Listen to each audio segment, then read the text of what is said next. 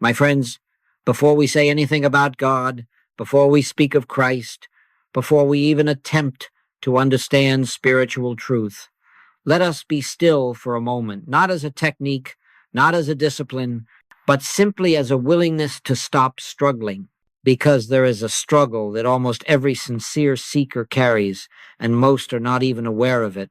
It is the quiet strain of trying to become spiritual. You see, many of us have come to this teaching weary, not weary of life alone, but weary of effort, spiritual effort. We have prayed, studied, affirmed, denied, disciplined the mind, watched our thoughts, corrected our attitudes, and still there lingers a subtle sense that something is missing. We do not often say it aloud, but it is there. Why am I still striving if God is present? Why am I still seeking if Christ is within? The human mind has been trained to believe that spirituality is an attainment, that one day, through enough understanding, enough right living, enough prayer, we shall arrive at a place where peace abides permanently. And so the search continues, the effort continues, the self-improvement continues. Yet the Master never said, strive to enter the kingdom. He said, the kingdom of God is within you. Not will be, not shall come, is. There is a deep irony here that we must face gently, without condemnation. The very effort to become spiritual is the activity of the self that believes it is separate from God, and every attempt to improve that self only strengthens the illusion that it exists apart from divine life. Scripture tells us plainly, I can of mine own self do nothing. Yet we spend years trying to do something with the self that can do nothing. Let us be honest for a moment. How many prayers are offered from a sense of lack? How many meditations are entered with an unspoken hope that something will happen, something will change, something will finally arrive? But God is not an event. Christ is not an experience to be achieved. The presence does not come and go. Behold, I stand at the door and knock. Not tomorrow, not after preparation.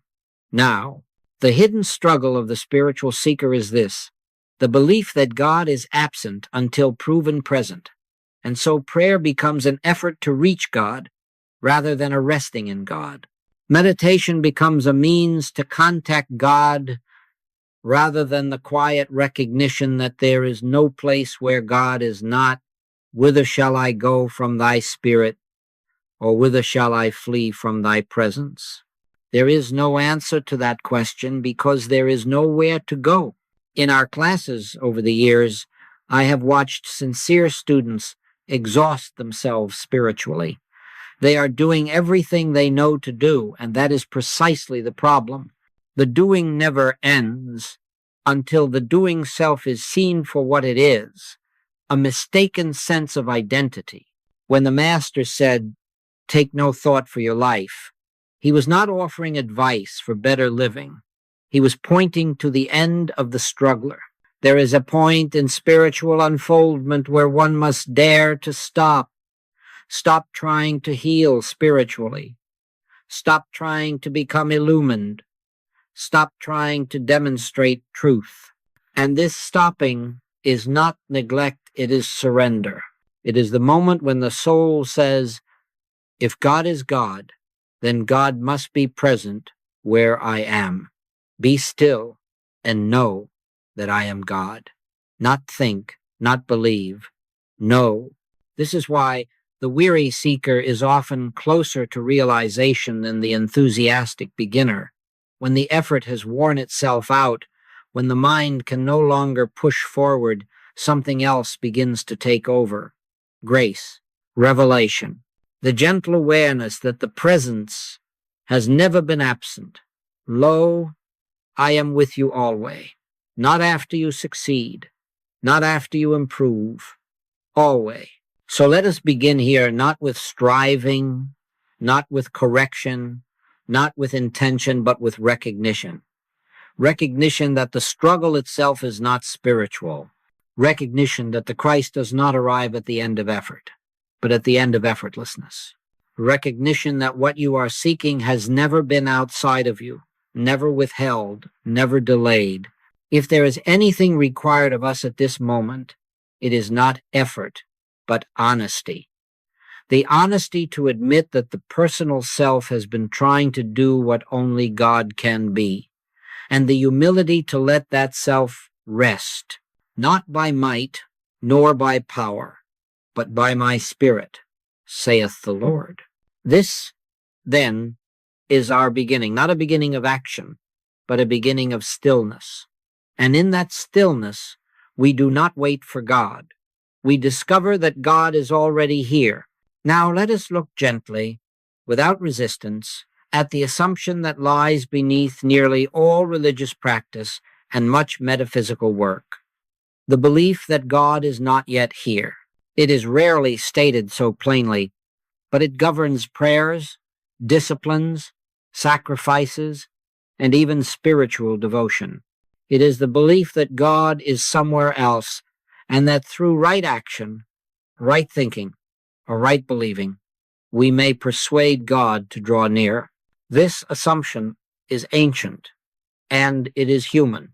From the earliest days, humanity has looked toward mountains, temples, heavens, holy cities, sacred persons, and future times, believing that God must be contacted there. Yet the revelation of Scripture moves in the opposite direction. When Moses asked for God's name, the answer was not a location, not a description, not a condition. It was simply, I am. Not I will be, not I shall come, I am. When we assume that God is absent, prayer becomes a request, meditation becomes a reaching, worship becomes an attempt to please, and slowly, subtly, the soul is trained to believe that it stands outside the presence it longs for. This is the great inversion. Instead of realizing that man exists in God, God is imagined as existing apart from man. Even the sincere declaration, I am seeking God, carries within it a confession of separation. For who is the one seeking, and where is the God being sought? Yet the Master revealed a truth so simple that it escaped religious systems for centuries. The Father that dwelleth in me, he doeth the works, not visits, not assists, dwelleth. We must understand this clearly. God is not nearer to the saint than to the sinner. God is not more present in prayer than in silence. God is not closer in healing than in illness. Omnipresence does not fluctuate according to our awareness of it. If I make my bed in hell, behold, thou art there. This is not poetry, it is law. The belief that God must be reached is what produces spiritual anxiety. It causes people to measure themselves constantly. Am I praying enough? Am I living rightly? Do I understand sufficiently? And all of this measuring is the activity of the personal sense of self trying to secure divine approval. But God does not approve, disapprove, reward, or punish. God is. You see, the moment you assume God is absent, you have already created distance. And distance is the illusion that sustains fear, effort, and delay. This is why so many prayers feel unanswered. Not because God is silent, but because the prayer itself begins from a false premise. Before they call, I will answer, and while they are yet speaking, I will hear. How could this be so, unless presence is already established? There comes a moment in spiritual maturity when one must dare to reverse this assumption entirely. Instead of asking, How do I reach God? The question becomes, why do I believe God is not already here? And when this question is honestly faced, without argument, without theology, something in consciousness begins to yield. We discover that the sense of absence was never divine, it was mental. It was a habit of thought inherited from generations who lived under law instead of grace, under effort instead of revelation, under fear instead of knowing. But grace does not come to us. Grace is the nature of being. My grace is sufficient for thee, not will be, is.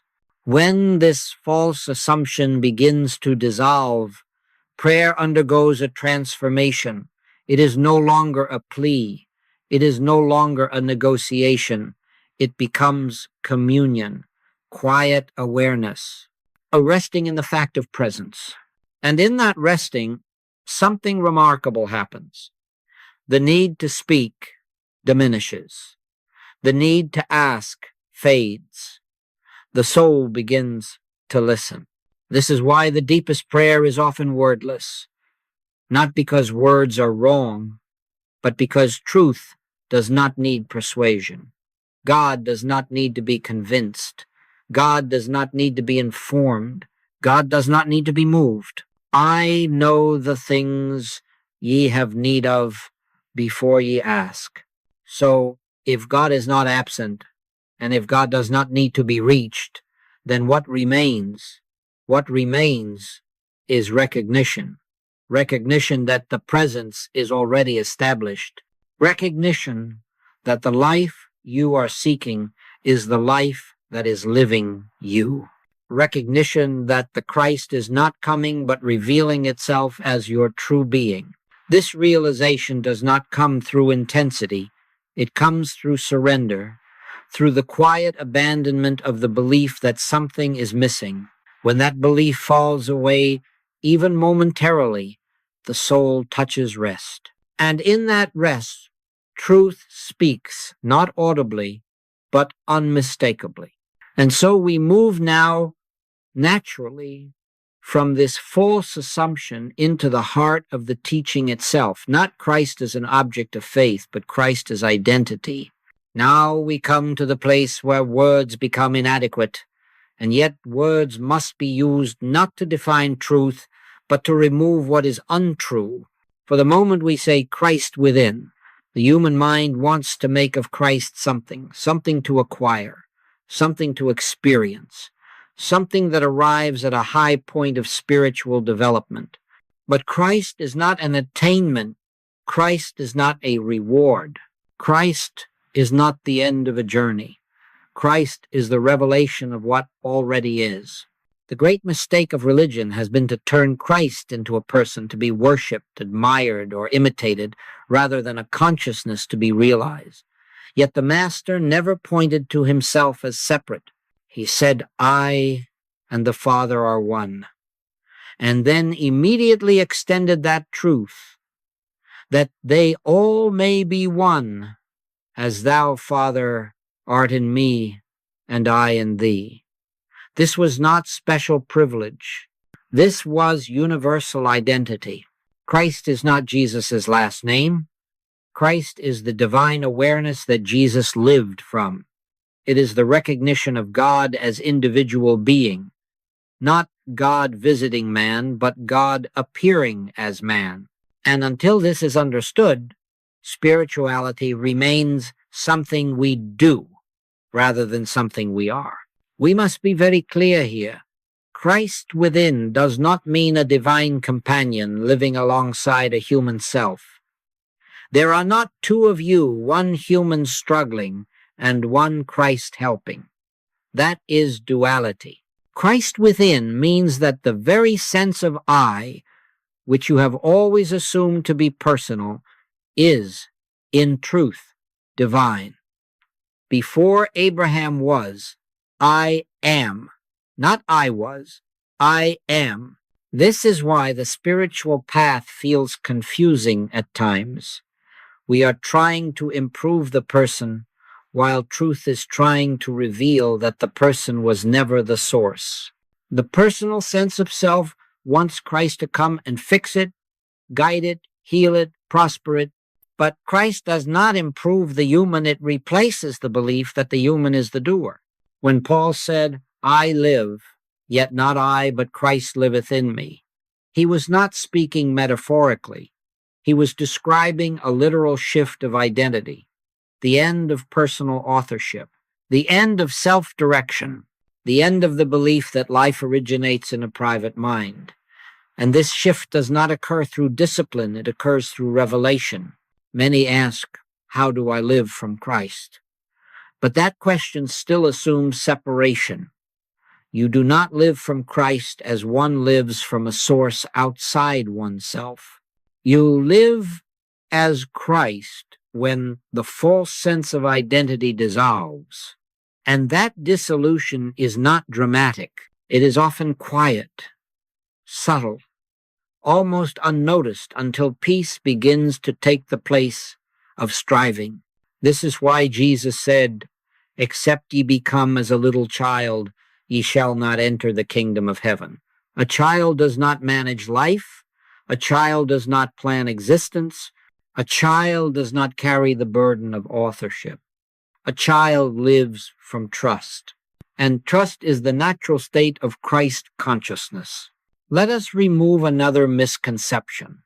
Christ consciousness is not moral perfection. It is not the absence of mistakes. It is not a personality change.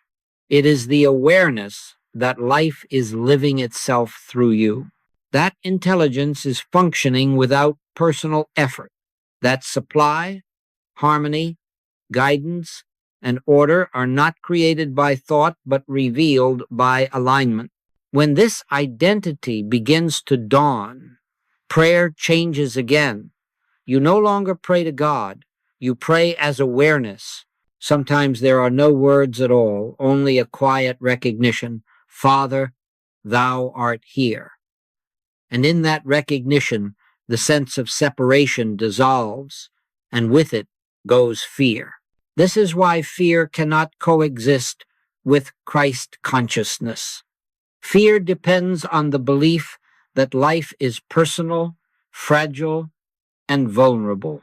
Christ consciousness reveals life as eternal, impersonal, and governed by divine law. The Lord is my shepherd, I shall not want, not because I am good, not because I am worthy, but because I am not separate from the shepherd. Once Christ is understood as identity rather than objective, the endless spiritual chase comes to an end. You stop looking for signs. You stop asking for confirmation. You stop measuring progress. You begin to rest, and in that rest, life reorganizes itself, not dramatically, but divinely. So we are not speaking here of becoming something new. We are speaking of remembering what has always been true. The Christ within has never been dormant. It has never been absent. It has never been withheld. It has only been overlooked by the belief in a personal self that needed improvement. And now, having seen Christ as present identity, we must face the next great illusion, one that keeps this realization from becoming practical. The belief that effort is still required to make truth work. At this point in our unfolding, we must face a truth that the human mind resists with great subtlety. Spiritual effort does not bring spiritual realization. In fact, beyond a certain stage, it delays it. This does not mean that study, prayer, or meditation were mistakes. They were necessary steps. But every step has an ending, and effort must eventually give way to awareness. The personal sense of self believes that effort is noble.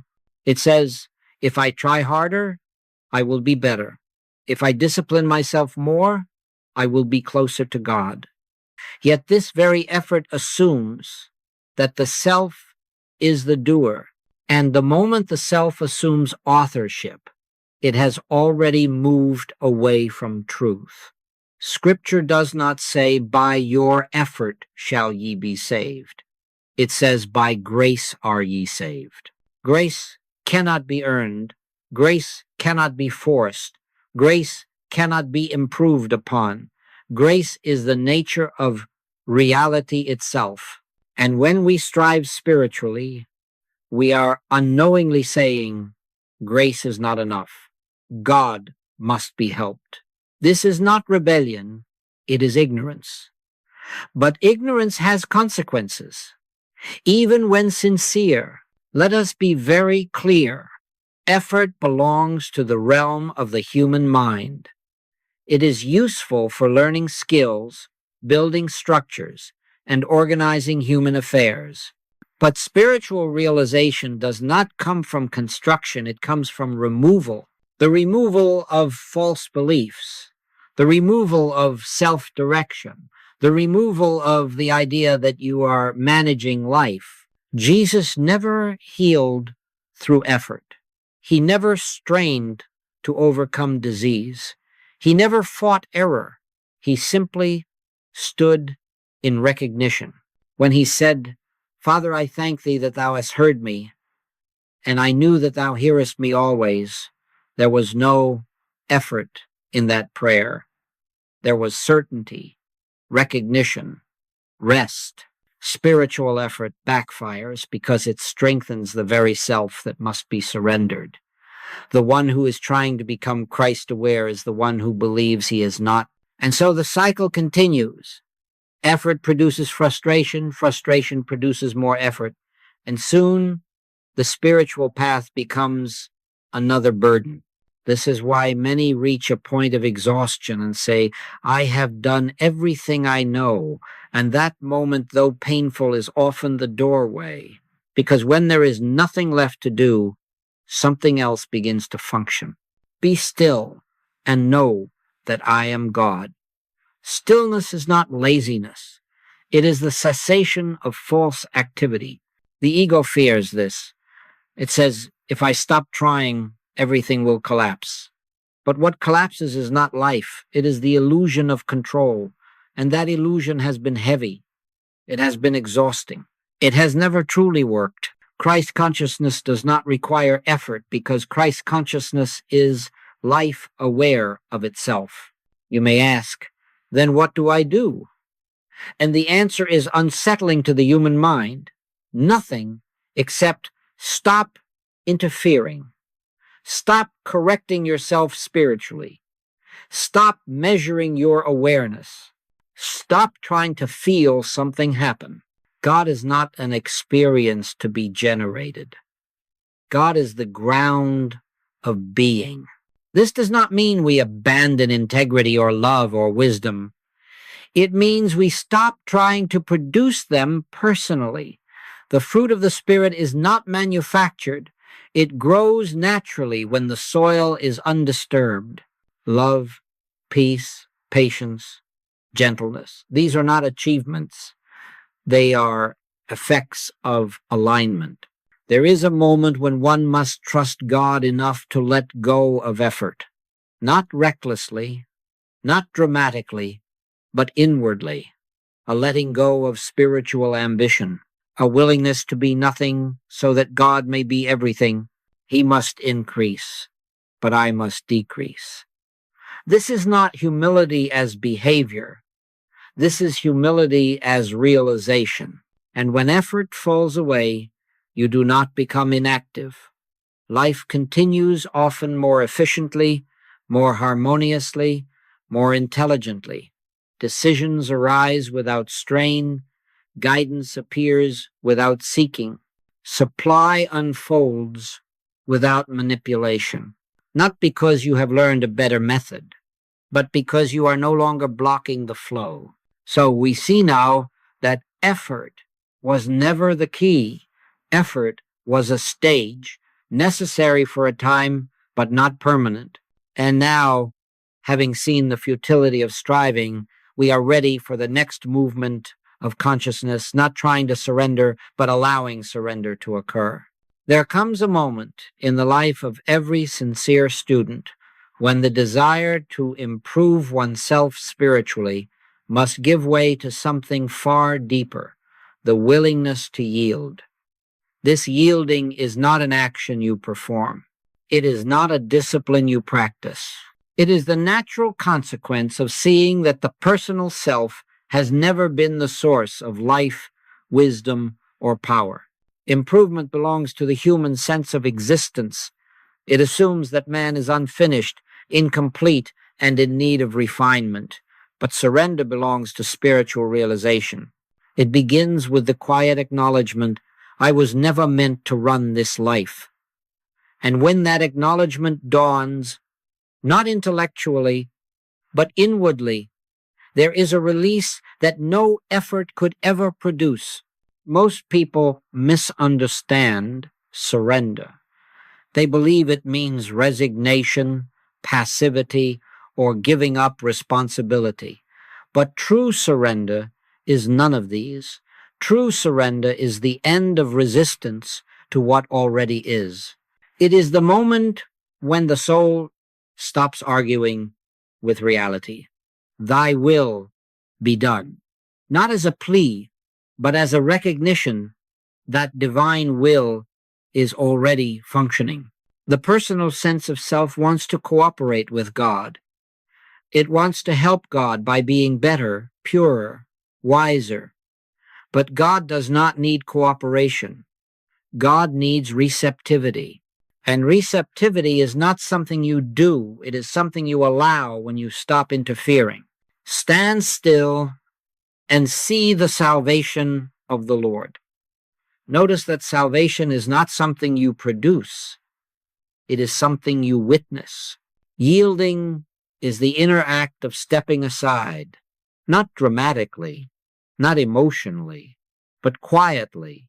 It is the realization that the mind which has been planning, correcting, judging, and managing is not the mind of Christ. And the moment you see that, the need to improve dissolves. You may notice at first a fear arising. If I stop trying to improve, will I become careless? Will I lose direction? Will my life fall apart? But this fear comes from the same false assumption that you have been holding life together. The truth is simpler and far more reassuring. Life has been sustaining you despite your efforts, not because of them. Jesus did not say, improve yourself spiritually. He said, follow me. And following, in its deepest sense, means allowing divine consciousness to lead, to act, to express. When Paul said, I am crucified with Christ, he was not speaking of suffering, but of surrender, the end of personal authorship. Yielding is not a one-time event. It is a gentle, ongoing consent. Again and again, the personal self attempts to reassert control. And again, we release it not with force, but with awareness. We notice the tension, and we let it go. We notice the effort, and we rest. We notice the fear, and we remember, the Lord shall fight for you, and ye shall hold your peace. This yielding does not make you less effective in the world. It makes you more transparent to divine intelligence. Action still occurs. Decisions are still made. Words are still spoken. But they arise from a deeper source. They are no longer forced. They are inspired. It is not ye that speak, but the Spirit of your Father which speaketh in you. Here we must be careful not to turn surrender into another technique. You cannot practice yielding. You can only stop resisting. And resistance often appears in subtle forms: self-criticism, anxiety about outcomes, the need to understand everything before trusting, Yielding begins when we let go of the demand to know how God will manage our lives.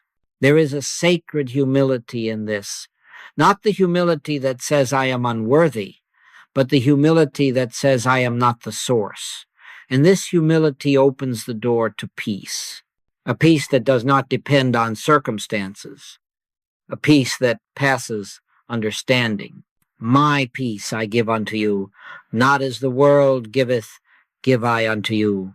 As yielding deepens, you may find that many questions lose their urgency, not because they are answered, but because they no longer matter. Life begins to feel carried rather than driven, supported rather than managed. And in that feeling, the Christ within is no longer an idea, it is an experience of rest. Now, having seen that surrender replaces improvement, we are ready to release yet another subtle attachment, the belief that spiritual practices themselves are the source of truth. And so we move naturally and quietly into the next unfolding. At a certain depth of spiritual unfoldment, even the most sacred practices must be released not because they were wrong, but because they have completed their purpose. Practices prepare the ground, recognition reveals the fruit, and when the fruit appears, the labor that prepared the soil naturally ceases. In the beginning, techniques are helpful. They steady the thought. They turn the attention inward. They loosen the grip of the outer world. But if we are not watchful, we begin to rely on the practice itself. We come to believe that peace comes from meditation, that healing comes from prayer, that guidance comes from technique. And this, too, is a subtle form of separation. Truth does not come from what you do. Truth is revealed when what is false is no longer believed. Ye shall know the truth, and the truth shall make you free. Not the practice, not the effort, the truth. Recognition is not a method. It is an awakening. It is the quiet, unmistakable knowing that God is present, active, and complete here and now. When recognition dawns, there is no sense of accomplishment, no sense of I have done something. There is only a deep simplicity, as though something obvious has finally been noticed. This is why recognition cannot be practiced. You cannot rehearse it. You cannot force it. You cannot repeat it into being. It arrives when the mind stops demanding results, when the soul stops waiting for something to happen, when the heart rests in the awareness. Surely the Lord is in this place, and I knew it not. Many are disappointed at this stage because they expect fireworks. They expect visions, sensations, emotional surges. But recognition is often quiet. It feels like relief, like laying down a heavy burden you did not know you were carrying. It is the end of seeking, not the climax of seeking. When recognition replaces practice, prayer changes once more. You may still sit in silence. You may still turn inward, but now there is no agenda, no hope that something will occur, no attempt to contact God. There is only the awareness that contact has never been broken. And in that awareness, the mind grows still of its own accord.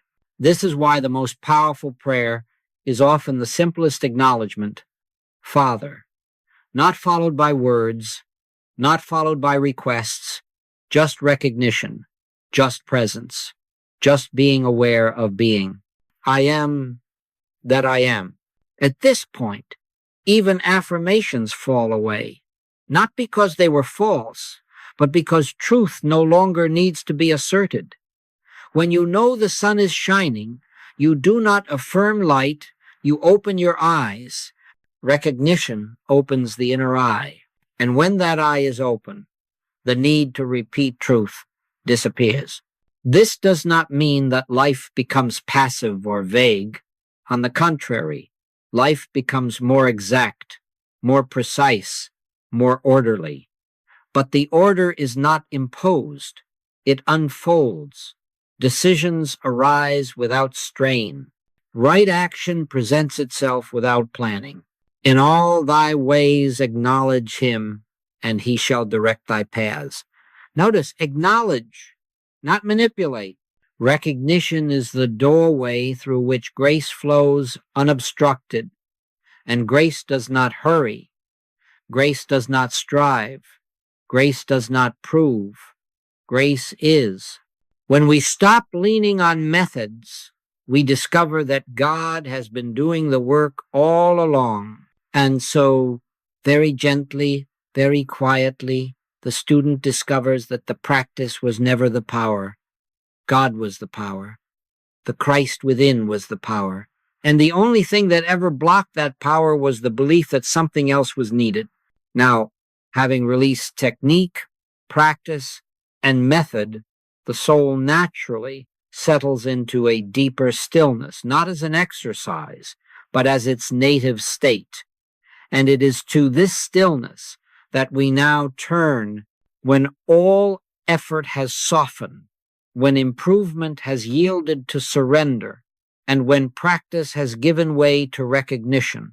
What remains is stillness, not a stillness you create, but a stillness that reveals itself as the natural state of being. This stillness is not silence in the outer sense. It is the absence of inner argument. It is the end of resistance.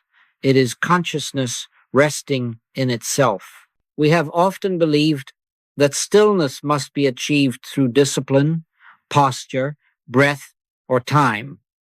But stillness is not produced. It is uncovered.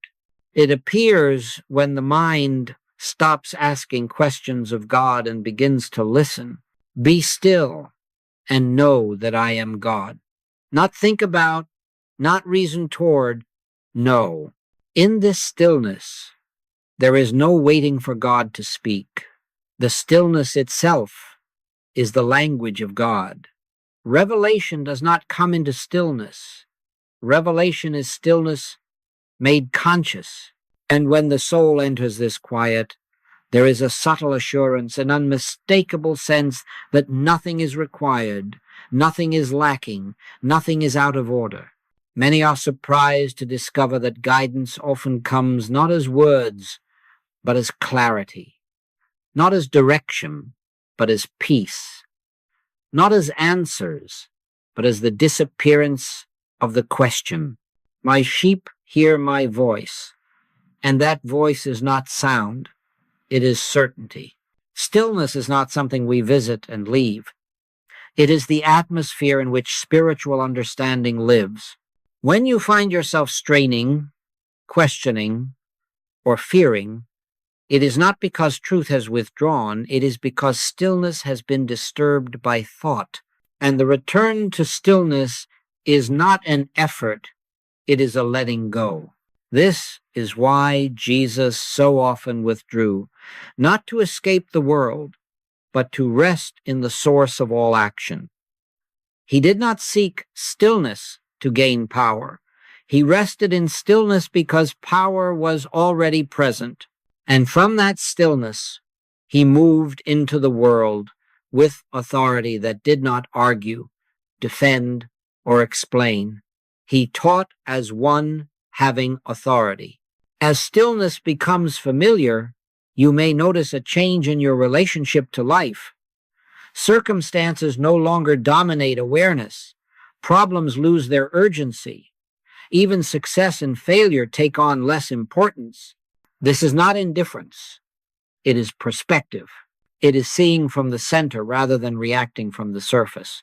In stillness, the sense of me begins to dissolve, not dramatically, not emotionally, but naturally. You discover that life is happening, and you are not forcing it.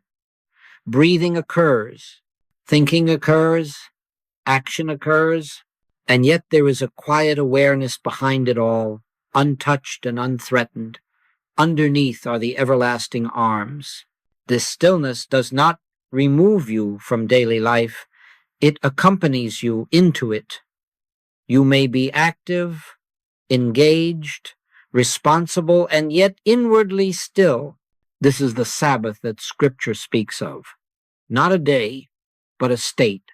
There remaineth therefore a rest to the people of God. And in this rest, revelation continues not as information, but as unfoldment. Truth does not rush. It reveals itself as consciousness is able to receive it. You may not even realize that understanding has deepened until you notice that fear no longer arises where it once did, or that peace remains where it once fled. Now, from this stillness, a new way of living becomes possible, no longer consulting Christ as something outside, but living from Christ as the very substance of being. At this stage of unfoldment, a subtle but profound shift takes place, one that forever changes the way we relate to God. We move from consulting Christ to living from Christ. This may seem like a small distinction, but it marks the difference between duality and unity. To consult Christ is to assume separation. It implies that Christ is somewhere else, wiser than we are, and that we must ask, wait, and receive direction. And while this may appear reverent, it still preserves the sense of a personal self standing apart from divine intelligence. But to live from Christ is to recognize that the intelligence you seek is the intelligence that is functioning as your awareness. The Father that dwelleth in me, he doeth the works. When you live from Christ, you do not ask, what should I do, in anxiety. You rest in the awareness that right action will reveal itself, and it does not always dramatically, not always immediately, but always appropriately. The need to constantly seek guidance diminishes, because guidance becomes natural. As many as are led by the Spirit of God, they are the sons of God. This does not mean that you never pause or listen. It means that listening is no longer an activity, it is a state. Life itself becomes prayer. Awareness itself becomes communion. You find that decisions are made without strain, words are spoken without rehearsal, and actions arise without inner conflict. The human sense of self wants assurance in advance.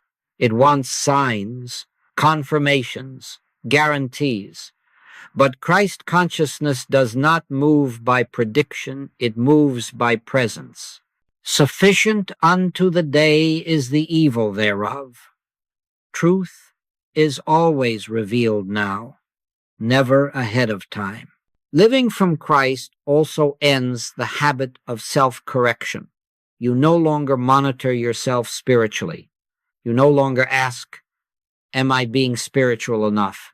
That question belongs to the ego. Christ consciousness has no interest in measuring itself. It simply expresses, this is why Jesus never explained himself.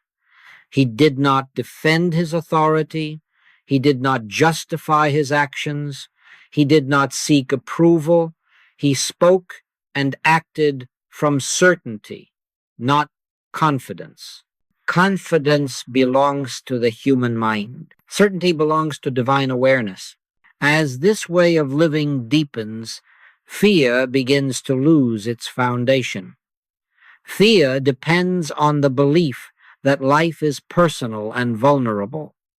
But when life is recognized as divine activity, fear has nowhere to stand. Perfect love casteth out fear, not by effort, but by presence. Now we must address another burden that quietly dissolves when one lives from Christ, the burden of self-judgment. One of the most liberating effects of living from Christ is the quiet ending of self-judgment. Judgment has many disguises. It may appear as self-criticism, comparison with others, spiritual insecurity, or the feeling that one is always behind, late, or lacking. But all judgment, whether directed at oneself or another, rests on a single false premise, that there are separate selves, each with differing measures of worth, progress, or favor. Christ consciousness knows nothing of comparison. God does not measure. God does not rank. God does not improve. Judge not, that ye be not judged was never a moral instruction. It was a statement of spiritual law. The moment judgment appears, consciousness has shifted away from unity into separation. When identity is no longer personal, the need to evaluate oneself disappears. There is no longer a me trying to reach a standard. There is only divine life expressing itself as it will. And this expression does not compete. It unfolds. This is why guilt fades naturally in spiritual realization, not because mistakes are justified, but because identity is no longer rooted in behavior. The Christ is not improved by good actions, nor diminished by errors. There is therefore now no condemnation to them which are in Christ Jesus, not because they are perfect, but because they are no longer living from a personal sense of self. And as self-judgment ends, judgment of others dissolves as well. You begin to see people not as problems to be fixed, but as expressions of the same life you are discovering within yourself. Compassion replaces analysis. Understanding replaces reaction. And forgiveness ceases to be an effort. It becomes natural. Now let us be clear. The end of effort does not mean the end of transformation. Change continues, but it occurs without struggle. This is one of the great surprises of spiritual awakening. Life reorganizes itself without being forced. Habits fall away that no longer belong. Relationships adjust. Priorities realign. Not because you have decided to change, but because Christ consciousness does not sustain what is not in harmony with it. Old things are passed away. Behold, all things are become new. And yet there is no violence in this passing away. It is gentle, orderly, natural. You may look back one day and realize that fears which once dominated you no longer arise. Situations that once provoked anxiety no longer disturb your peace. And you will not be able to point to a method that accomplished this. You will simply know that consciousness has shifted. This is divine transformation, change without conflict, growth without strain, healing without manipulation. For my yoke is easy and my burden is light. Truth does not exhaust. Only illusion does. Christ consciousness is not reserved for meditation or prayer. It expresses itself in ordinary life, in work, in relationships, in decisions, in silence, and in speech. There is no division between the sacred and the secular when life is lived from within. Money, health, and daily responsibilities cease to be spiritual obstacles.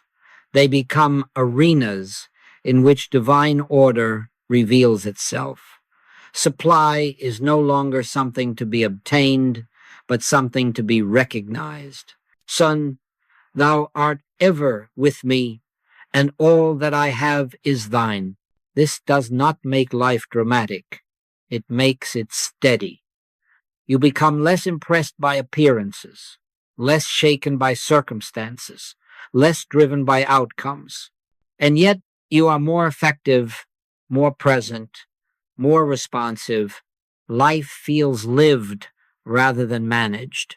And now we return quietly to where we began, to the weary seeker, to the one who has been striving, improving, practicing, and trying to arrive. We return not with a solution, but with a recognition. You were never meant to become Christ-aware through effort. You were never meant to reach God through discipline. You were never meant to improve yourself into spiritual being. That which is born of the Spirit is spirit. It has always been so. The Christ within you is not awakening, it is being acknowledged. The presence you seek has never been absent. The peace you long for has never been withheld. The life you desire to live has already been living you. So we end not with instruction, but with rest. Not with a call to action, but with a release. Let the effort fall away. Let the struggle dissolve. Let the mind grow quiet. And in that quiet, allow the simple truth to stand revealed. You are not on the way to Christ. You are resting in Christ.